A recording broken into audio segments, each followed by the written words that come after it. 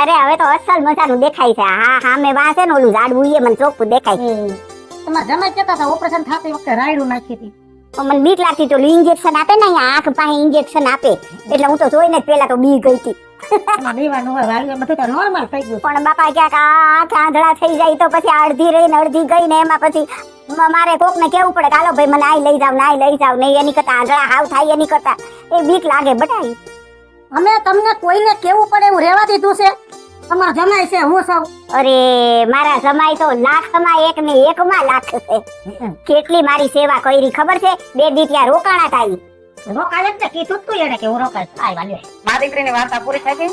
તમને શું તકલીફ પડી? આ મા દીકરીની વાર્તા લખવા વાળું કોણ છે ને એને મારે ગોતવો છે. વાર્તા પૂરી જ નથી થતી.